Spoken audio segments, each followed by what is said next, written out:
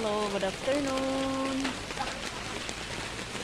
Nandito po kami ngayon sa may Tagwanaw, bukid ng Cagayan de Oro. Meron po kaming kasamahan sa church. Isang member na nagpa-Bible study today. Tapos meron na rin at the same time may birthday. Umuulan. Meron pa kaming hinihintay. Hindi pa kami kumakain.